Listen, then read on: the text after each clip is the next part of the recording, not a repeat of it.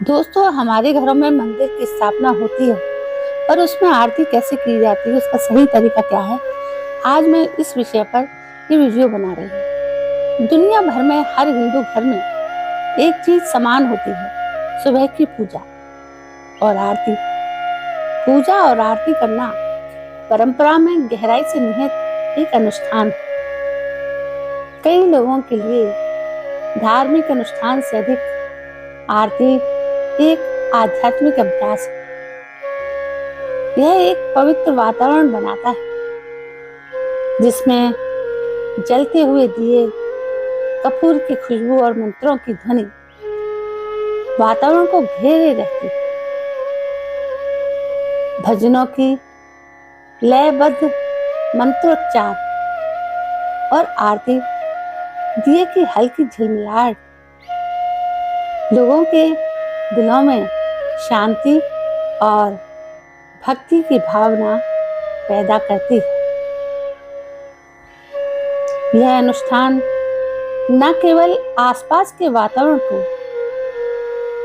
शुद्ध करता है, बल्कि दिल और दिमाग को भी शुद्ध करने में, जो परमात्मा के लिए, परमात्मा के साथ गहरा संबंध विकसित करने में मदद करता है। समस्या तो तब पैदा होती है जब लोग आरती सही ढंग से नहीं करते। कई धार्मिक ग्रंथों में बताया गया है कि कोई भी कार्य तभी करना चाहिए जब आप उसे सही ढंग से करना जानते हैं। अब सही ढंग क्या है और उसे कैसे सीखा जाए? चाहे वो किसी खास मंत्र का जाप हो या आरती करना हो, तो इसे सही तरीके से कैसे किया जाना चाहिए? आज इस वीडियो में हम इसी बात पर चर्चा करेंगे। आरती करने से पहले चरण में आरती के दिए को देवता के चरणों के चारों ओर 4 बार घुमाना चाहिए। तो ये तो हुआ आरती का पहला चरण। यह आपके घर के मंदिर में देवताओं की छवि या आपके पास मौजूद मूर्तियां हो सकती हैं। आरती की थाली को भगवान के चरणों के चारों ओर 4 बार घुमाना चाहिए। अब ये जो 4 बार घुमाना है, ये समर्पण की अभिव्यक्ति है। एक संकेत है कि आप खुद को परमात्मा के चरणों में समर्पित करने के लिए तैयार हैं। आरती की थाली को पैरों के चारों ओर 4 बार घुमाने के बाद आरती के दिए को भगवान की मूर्ति या तस्वीर के धड़ के चारों ओर 2 बार घुमाया जाता है।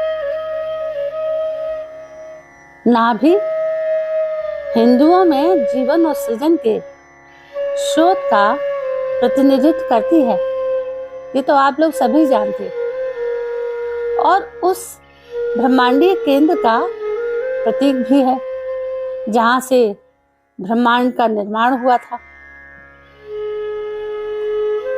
दरअसल ऐसा माना जाता है कि भगवान ब्रह्मा का जन्म भगवान विष्णु की नाभि से हुआ था। नाभि को घेरकर या नाभि के चारों ओर आरती घुमाकर भक्त परमात्मा को जीवन के पालनकर्ता के रूप में स्वीकार करते हैं। इसके बाद जब ये सब हो जाता है, तब उसके बाद आरती के दिए को देवता के चेहरे के चारों ओर 1 या 2 बार, जैसा कि आपके परिवार में हमेशा से करते आए हैं, हमारे बुजुर्ग, तो 1 या 2 बार घुमाना चाहिए।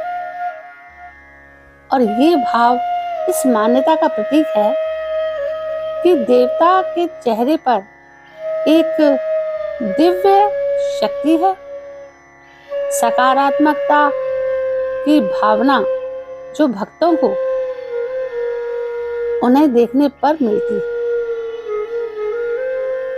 मूर्ति या तस्वीर के चारों ओर आरती का दिया या थाली घुमाना देवताओं और उनकी करुणा, ज्ञान और कृपा के प्रति भक्ति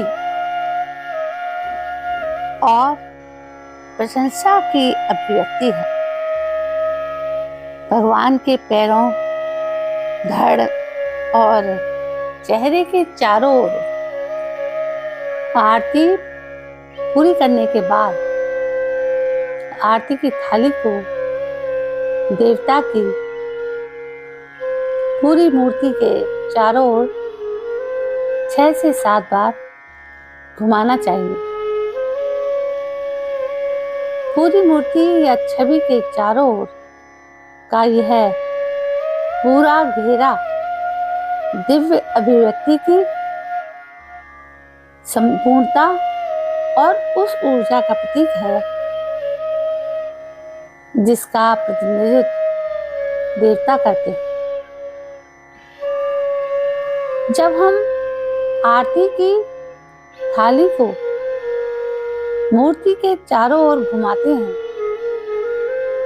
तो हम समग्र रूप से भगवान की, उनकी सभी दिव्य शक्तियों की और गणों की पूजा करते हैं और किसी भी कर्म को करने से पहले उनका आशीर्वाद और क्षमा मांगते हैं। यह उस मूर्ति या देवता में निहित जीवन और ऊर्जा के सभी पहलुओं की पूजा है। कपूर से या घी से या फिर सामान्य तेल से जलाई गई आरती का दिया शुद्धि और सकारात्मकता फैलाने का एकमात्र साधन है। जैसे ही दिए की लौ टिमटिमाती है, यह किसी भी प्रकार के अंधेरे और नकारात्मकता को दूर करती है, जिसके परिणाम स्वरूप घर के चारों ओर अधिक सकारात्मक और शुद्ध ऊर्जा का संचार होता है। आरती का दिया या दिए की रोशनी अज्ञानता को दूर करने और आध्यात्मिक चेतना के प्रकाश का प्रतीक है। तो दोस्तों, घर में बने मंदिर के लिए हमें आरती किस तरह से करनी चाहिए, ये विषय आज आपको ज्ञात हो गया होगा और आप समझ गए होंगे हमें अपने भगवान की या अपने इष्ट की आरती कैसे करनी चाहिए। दोस्तों, ये जानकारी आपको कैसी लगी? यदि जानकारी पसंद आई हो तो प्लीज़ मेरे इस चैनल को सब्सक्राइब जरूर करें, लाइक भी करें, शेयर भी करें और कमेंट भी करें। कल मैं फिर हाजिर होती हूँ एक नई कहानी के साथ। तब तक के लिए जय हिंद,